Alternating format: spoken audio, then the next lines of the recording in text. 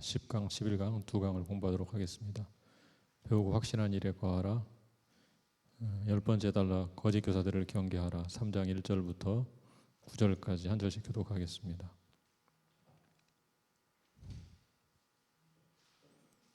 제가 먼저 읽겠습니다. 너는 이것을 알라. 말세에 고통하는 때가 이르러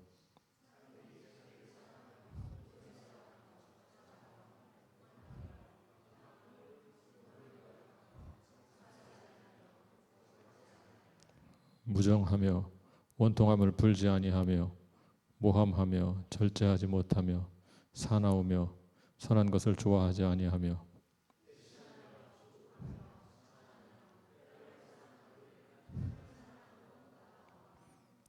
경건의 모양은 있으나 경건의 능력은 부인하니 이 같은 자들에게서 내가 돌아서라.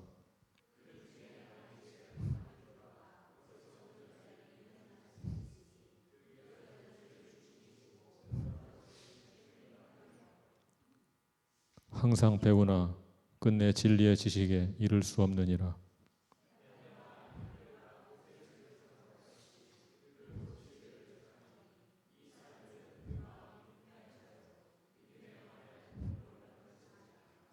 다 같이. 그러나 그들이 더 나아가지 못할 것은 저 두 사람이 된 것과 같이 그들의 어리석음이 드러날 것임이라. 아멘. 목회서신 핵심 주제가 계속 거짓 교사를 경계하라는 것이었죠. 오늘도 그 주제를 먼저 다룹니다. 자, 1절을 한번 같이 읽어보겠습니다. 1절 말씀 시작.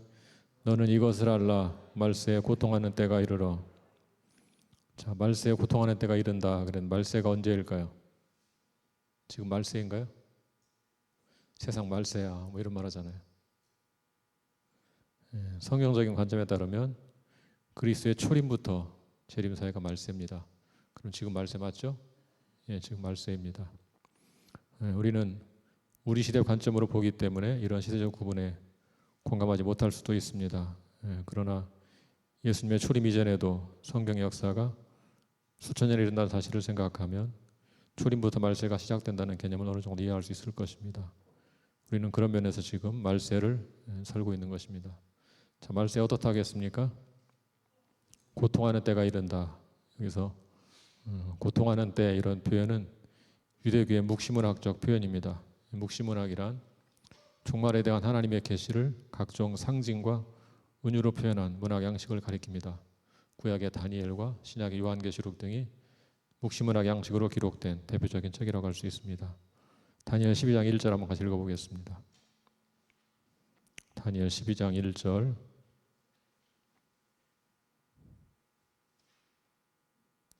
예, 같이 읽을까요? 시작.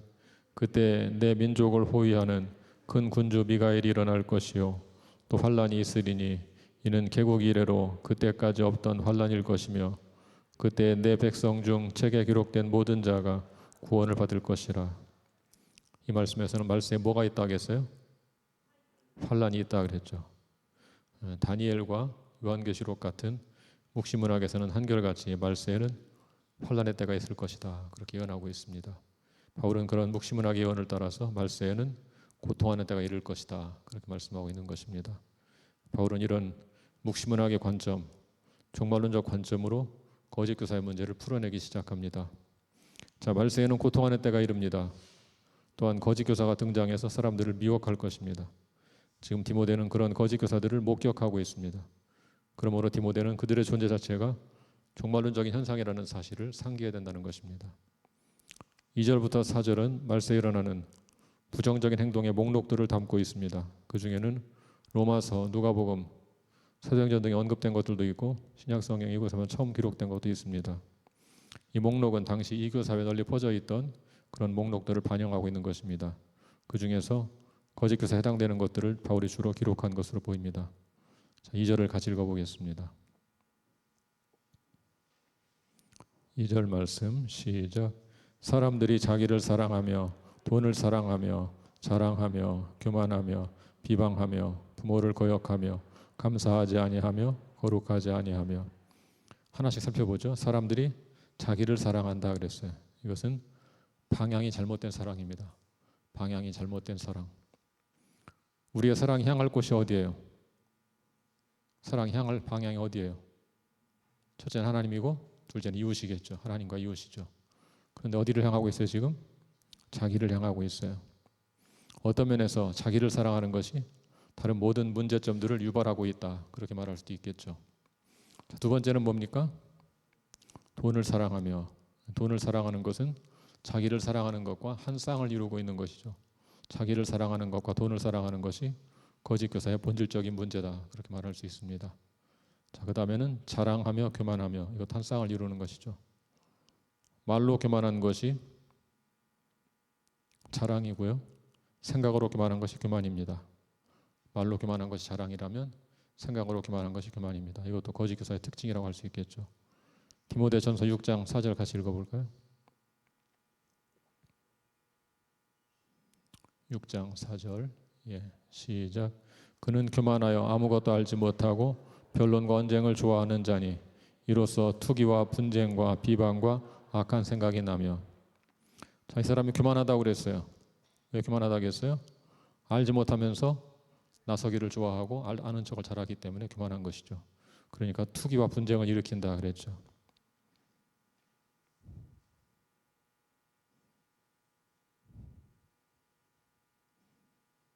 자, 그 다음 비방하며, 비방한다는 것은 악의적인 말을 가리키는 것이죠. 악의적인 말, 악한 의도를 가지고 다른 사람을 모함하는 것입니다. 이런 일을 당하면 굉장히 괴롭죠. 의도가 악한 것이니까, 나를 공격하기 위한 의도가 있으니까 굉장히 괴로울 수밖에 없죠. 자, 그 다음 뭐라 하겠습니까? 부모를 거역하며. 디모데전서 5장 8절 같이 읽어볼까요?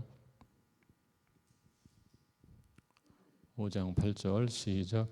누구든지 자기 친족, 특히 자기 가족을 돌보지 아니하면 믿음을 배반한 자요 불신자보다 더 악한 자니라. 가족을 돌보지 않는 것은 믿음을 배반한 것이다 그랬는데, 부모를 거역하는 얼마나 큰 죄이겠어요. 자, 그 다음에 6번째, 감사하지 아니하며 거룩하지 아니하며. 3절까지 계속 이어지고 있는데요, 4개의 단어가 연속해서 나옵니다. 그런데 헬라어 성경으로 보면 부정접두어 알파로 시작되는 단어들입니다. 영어에도 아가 붙으면 부정을 뜻할 때가 있죠. 그런 것처럼 헬라어에서는 알파를 접두어로 붙이면 부정적이 되는 경우가 많습니다. 그래서 먼저 감사하지 아니하며 ungrateful, 감사하지 않는다. 또 거룩하지 아니하며 unholy. 3절에 이어지고 있죠. 3절 같이 읽어보죠. 3절 말씀 시작. 무정하며 원통함을 풀지 아니하며 모함하며 절제하지 못하며 사나우며 선한 것을 좋아하지 아니하며. 무정하다는 게 뭐예요? 무정하다, 사랑이 없다 그런 거죠. without love, 사랑이 없다. 원통함을 풀지 않는다, 용서하지 않는다, unforgiving 이런 거죠. 자, 이것이 접두 알파를 붙여가지고 만든 무엇이 없는, 무엇이 아닌 이런 것들입니다. 자, 그 다음 모함하며. 모함한다는 것이 뭡니까? 중상모략 이런 거죠. 중상모략. 절제하지 못하며. 절제가 성령 열매 가운데 하나죠. 절제하지 못하며. 사나우며, 잔인한 것. 선한 것을 좋아하지 아니하며, 선한 것을 사랑하지 않는 것. 자, 그 다음에 4절로 가보겠습니다. 4절 시작. 배신하며 조급하며 자만하며 쾌락을 사랑하기를 하나님 사랑하는 것보다 더하며. 배신하며, 불충한, 배반하는, 믿을 수 없는 이런 것이죠. 조급하며, 오래 참는 것에 반대겠죠. 오래 참는 것에 반대. 어떤 사람들은 금방 일을 시작하고 빨리 끝을 보려고 하죠. 금방 시작하고 당장 끝을 내려고 하는 성격이 있어요. 조급한 것이죠. 다음 자만하며 또 쾌락을 사랑하기를 하나님 사랑하는 것보다 더하며. 방향이 잘못된 사랑이라고 처음에 말씀드렸었는데 또 다른 형태죠. 앞에서는 자기를 사랑하고 이번에는 뭘 사랑해요? 쾌락을 사랑하죠. 자, 그렇게 목록이 지나가고 5절에 이릅니다. 5절 보겠습니다. 이런 사람들을 결론적으로 묶어서 이야기하고 있죠. 5절 시작. 경건의 모양은 있으나 경건의 능력은 부인하니 이 같은 자들에게서 내가 돌아서라. 자, 이에 바울은 말세 약한 현상들에서 이제는 거짓 교사에게 초점 맞춥니다. 경건의 모양이 뭐겠어요? 눈에 띄는 신앙적 행동들이죠. 신앙적 행위들. 예를 들면 금식하고 이런 금욕적인 신앙생활, 종교적인 문제에 대한 끊임없는 토론 이런 것들이죠. 자, 이런 것이 잘못된 것은 아닌데 이런 사람들이 문제는 본질적인 경건의 능력은 부인합니다. 어떻게 할 수 있어요? 앞에 언급한 이교적인 태도들에 물든 것만 할 수 있는 것이죠. 그럼 목록을 쭉 제시했잖아요. 그것에 물들어 있단 말이죠. 그래서 할 수 있죠. 바울은 분명하게 뭐라고 명령합니까? 이 같은 자들에게서 내가 돌아서라, 돌아서라. 그러면 돌아서라. 바울이 모호하게 말하지 않죠. 주저하고 말하지 않죠. 명백하게 돌아서라 말하고 있습니다. 자, 6절로 가겠습니다. 6절 시작. 그들 중에 남의 집에 가만히 들어가 어리석은 여자를 유인하는 자들이 있으니 그 여자는 죄를 중히 지고 여러 가지 욕심에 끌린 바 되어. 자, 그들 중에 남의 집에 가만히 들어가 어리석은 여자를 유인하는 사람들이 있습니다. 잘 속는 여자를 이용하는 어떤 남자들이 있겠죠. 가만히 들어간다. 서서히 들어가서 알 수 없게 그렇게 교활하게 들어가는 것이죠. 그럼 어리석은 여자들이 미혹을 당한다는 것입니다. 어리석다는 말 여기서는 연약하다는 뜻입니다. 도덕적인 판단력이 약한 사람들을 가리킵니다. 이런 사람들이 악한 영향을 받고 죄를 중히 짓고 욕심에 끌려서 흔들리는 삶을 산다. 그렇게 말하고 있는 것입니다. 그래서 악한 것이 물론 제일 심각한 문제지만 약한 것도 매우 취약한 문제가 있다는 것을 기억해야 합니다. 자, 7절을 보겠습니다. 7절 시작. 항상 배우나 끝내 진리의 지식에 이를 수 없느니라. 항상 배우나 끝내 진리의 지식에 이를 수 없다. 무슨 말이겠어요? 이런 사람들은 다른 사람들의 충고에 귀를 기울입니다. 그렇지만 마음이 변덕스럽고 판단력이 약해서 거짓 교사들의 먹이가 되어서 진리의 지식에 이르지 못합니다. 안타까운 일이 아닐 수 없죠. 자, 8절로 가보겠습니다. 8절 시작. 얀네와 얀브레가 모세를 대적한 것 같이 그들도 진리를 대적하니 이 사람들은 그 마음이 부패한 자요 믿음에 관하여는 버림받은 자들이라. 얀네와 얀브레가 누구를 가리킬까요? 처음 들어보죠? 이런 이름. 혹시 여러분 이집트 왕자 영화 보셨어요? 이집트 왕자 영화 보셨어요? 모세 이야기 다룬 만화 영화 애니메이션. 그 중에 두 명의 마술사가 나오죠. 마술사. 요상하게 생긴 마술사. 기억나세요? 그 사람들을 가리킵니다. 출애굽기 이름이 나오지 않죠. 애굽 요술사들이라고 나오는데 초기 기독교 저술에 이름이 나옵니다. 바울이 그걸 보고 인용하고 있는 것이죠. 이런 사람들은 거짓 교사의 본보기입니다. 거짓 교사들은 진리에 대항한다는 면에서 얀네 얀브레와 유사하다 그렇게 보고 있는 것이죠. 이 사람들은 마음이 부패한 사람들입니다. 디모데전서 6장 5절을 같이 보겠습니다.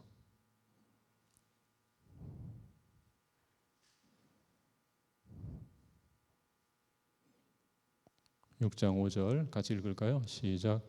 마음이 부패하여지고 진리를 잃어버려 경건을 이익의 방도로 생각하는 자들의 다툼이 일어나느니라. 자, 또한 믿음에 관하여는 버림받은 사람들이다 그랬어요. 아무런 희망이 없다. 희망이 없다. 그런 얘기겠죠. 자, 9절을 보겠습니다.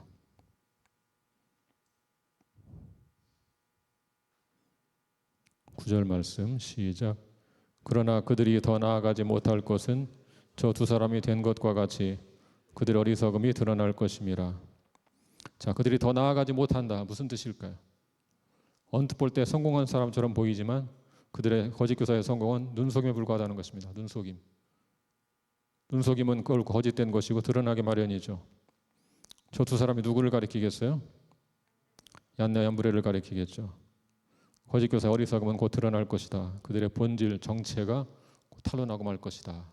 그런 얘기입니다. 자, 11강 충성과 인내에 대한 호소입니다. 10절부터 17절까지 같이 읽어보겠습니다. 제가 먼저 읽겠습니다. 나의 교훈과 행실과 의향과 믿음과 오래 참음과 사랑과 인내와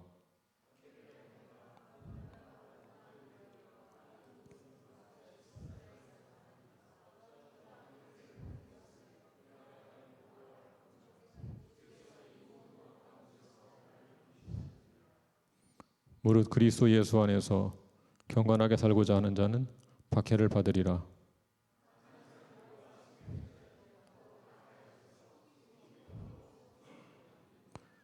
그러나 너는 배우고 확신한 일에 거하라.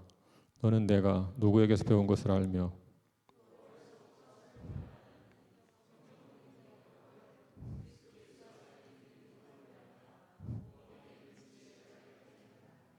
모든 성경은 하나님의 감동으로 된 것으로 교훈과 책망과 바르게 함과 의로 교육하게 유익하니.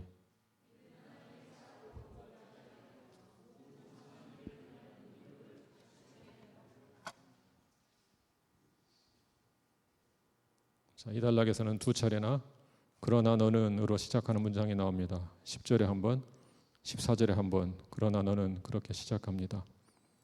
이 말씀에서 제일 중요한 구절은 14절입니다. 그러나 너는 배우고 확신한 일에 거하라. 그러나 너는 배우고 확신한 일에 거하라. 이 단락의 모든 내용이 바로 이 명령에 초점 맞추고 전개되고 있습니다. 자, 10절을 같이 읽어보겠습니다. 10절 말씀 시작. 나의 교훈과 행실과 의향과 믿음과 오래 참음과 사랑과 인내와. 헬라어 성경에는 10절을 시작할 때 그러나 너는 이 말이 있습니다. 그러나 너는 개역 성경이 생략한 것인데요. 이 말은 디모데는 앞에 다루던 거짓 교사는 확실히 다른 사람이 되어야 한다는 사실을 강하게 보여주고 있는 것이죠. 여기서 제일 중요한 명사는 교훈입니다. 맨 처음 나오는 교훈. 16절에서 성경의 기능을 설명할 때도 제일 먼저 교훈이 나오죠. 그 다음 나오는 10절의 나머지 명사들은 모두 교훈을 삶에 적용할 때 필요한 것들입니다. 교훈이라는 것이 추상적인 상태에 머무르면 안 되기 때문에 실제적 측면을 강조하기 위해서 풀어서만 하고 있는 것이죠. 바울은 자신의 경험에 근거한 여러 항목을 열거해서 디모데에게 용기를 불어넣어 주고 있습니다. 자, 11절 보겠습니다. 11절 시작. 박해를 받음과 고난과 또한 안디옥과 이고니온과 루스드라에서 당한 일과 어떠한 박해를 받은 것을 내가 과연 보고 알았거니와 주께서 이 모든 것 가운데서 나를 건지셨느니라. 바울은 안디옥과 이고니온과 루스드라에서 당한 일들과 박해를 받은 사실을 디모데에게 상기시킵니다. 디모데는 그런 모든 것을 지켜보았죠. 바울은 지금 그 사실을 상기시키면서 디모데에게 용기를 북돋고 있습니다. 바울은 추상적으로 말하지 않습니다. 실제로 존재했던 역사적 사실들을 상기시키면서 디모데를 격려하고 있죠. 바울은 그것을 단순히 자신의 인내라고 표현하지 않고 주께서 건져주셨다라고 표현합니다. 주께서 건져주셨다. 그렇죠? 주께서 건져주셨다. 여러분, 우리가 인내해서 견딘 것이 아니고 하나님께서 우리를 건져주신 것인 줄로 믿습니다. 12절로 가보겠습니다. 12절 시작. 무릇 그리스도 예수 안에서 경건하게 살고자 하는 자는 박해를 받으리라. 바울은 믿음의 아들 디모데에게 단호하게 말합니다. 경건하게 살고자 하는 자는 무엇을 받을 것이다? 박해를 받을 것이다. 바울의 경험이었고 일관된 가르침이었습니다. 사도행전 같이 읽어보죠. 14장 21, 22절. 사도행전 14장 21절, 22절. 같이 읽습니다. 시작. 복음을 그 성에서 전하여 많은 사람을 제자로 삼고 루스드라와 이고니온과 안디옥으로 돌아가서 제자들의 마음을 굳게 하여 이 믿음에 머물러 있으라 권하고 또 우리가 하나님의 나라에 들어가려면 많은 환난을 겪어야 할 것이라 하고. 바울은 루스드라와 이고니온과 안디옥에 가서 제자들에게 말합니다. 우리가 하나님의 나라에 들어가려면 많은 환난을 겪어야 할 것이다. 환난, 박해 같은 이야기죠. 바울이 강조한 기본적인 정신입니다. 경건하게 살고자 하는 자는 박해를 받을 것이다. 환난을 겪을 것이다. 13절.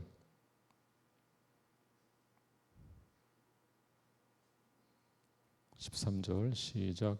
악한 사람들과 속이는 자들은 더욱 악하여져서 속이기도 하고 속기도 하나니.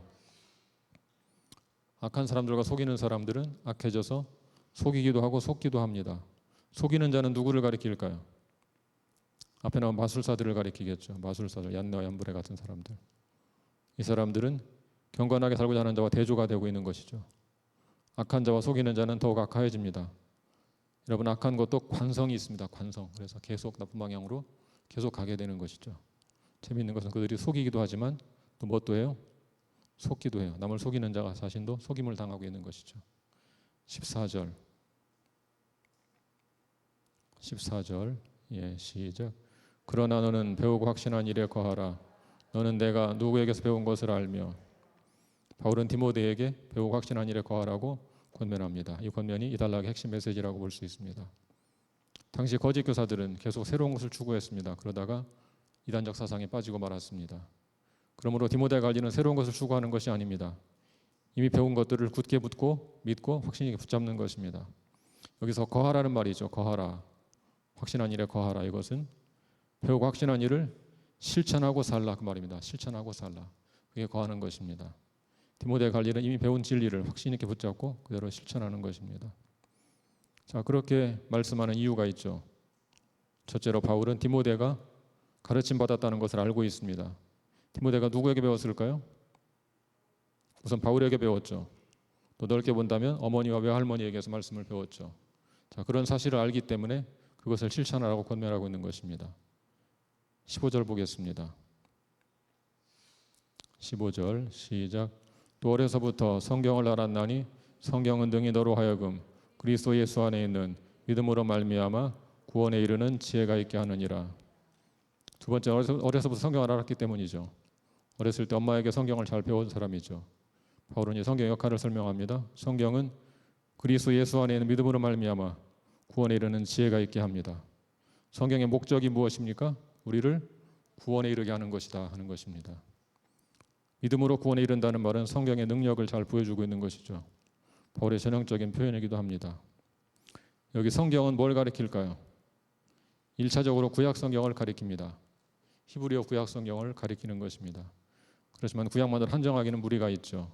사실은 신약 성경도 완성되진 않았지만 많이 기록되어 있었죠. 그런 것들을 포함해서 말할 것입니다.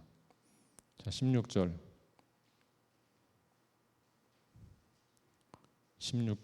시작. 모든 성경은 하나님의 감동으로 된 것으로 교훈과 책망과 바르게 함과 의로 교육하게 유익하니.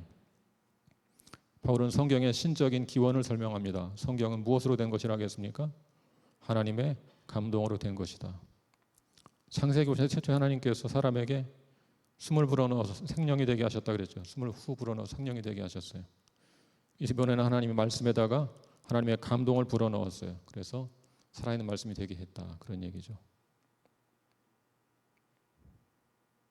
자, 그럼 성경은 어떤 역할을 합니까? 첫째로 뭘 한다겠어요? 우리를 교훈한다 그랬죠. 교훈한다. 디모데의 가장 중요한 책임이 뭐겠어요? 성경으로 복음을 가르치는 것. 그것이 교훈이라고 할 수 있죠. 자, 둘째로 성경은 우리를 뭐 합니까? 책망하죠. 책망은 어떤 뜻입니까? 우리가 잘못된 길로 가고 있을 때 그 잘못된 길이 하고 말해서 고쳐주는 것이죠. 책망. 셋째로 성경은 우리를 또 뭘 합니까? 바르게 합니다. 책망해서 지적하는 것으로 그치지 않고 바른 길로 인도한다는 것입니다. 책망은 말로 하는 것이라면 바르게 하는 것, 행동으로 하는 것이라고 볼 수 있겠죠. 마지막 성경 우리를 뭐 합니까? 의로 교육한다. 바르게 하는 것과 유사한 것이죠. 다만 바르게 하는 것은 부정적인 측면이 있죠. 잘못된 것을 고친다 이런 뜻이 있으니까 의로 교육한다는 것은 긍정적인 측면으로 강조하는 것이죠. 자, 마지막 17절입니다. 17절 시작. 이는 하나님의 사람으로 온전하게 하며 모든 선한 일을 행할 능력을 갖추게 하려 함이라. 17절에 이는으로 시작하는 이것은 16절의 결과를 표시하는 것이죠. 성경이 교훈과 책망과 바르게 함과 의로 교육해서 일으키는 결과가 무엇인가? 첫째로 하나님의 사람으로 온전하게 한다 그 말입니다. 온전하게 무장시키고 준비시킨다 그런 말이겠죠. 둘째로 모든 선한 일을 행하기에 온전하게 합니다. 선한 일이 뭐겠어요? 복음사역을 가리키겠죠. 복음사역. 우리 그리스도인의 삶 전체 이런 것들을 가리키겠죠. 자, 가르침에는 두 가지 측면이 있다고 말씀을 제가 자주 드리죠. 한 가지는 복음의 진리를 가르치는 것이고 또 한 가지는 거짓 교리에 대항하는 것이고. 네, 그렇죠. 복음의 진리를 가르치는 것과 거짓 교리에 대항하는 것. 이 단락에서 바울은 디모데에게 디모데의 소명에 충성하라고 권면합니다. 디모데의 소명이 뭐겠어요? 복음으로 그리스도를 증언하는 것이겠죠. 복음으로 그리스도를 증언하려면 성경을 부지런히 가르쳐야 되겠죠. 어려운 일이 있고 방해가 있을지라도 이 일을 계속해야 됩니다. 그래서 계속 바울은 충성스럽게 계속하라고 권면하고 있는 것입니다. 오늘 말씀의 결론을 내리겠습니다. 두 가지 결론이 있는데요. 첫 번째는 거짓 교사들을 경계하라는 것입니다. 거짓 교사를 경계하려면 누가 거짓 교사인지 알아야 되겠죠. 어떻게 할 수 있을까요? 누가 가짜인지 진짜인지 어떻게 알 수 있을까요? 예수님은 그 열매로 그들을 안다 그랬잖아요.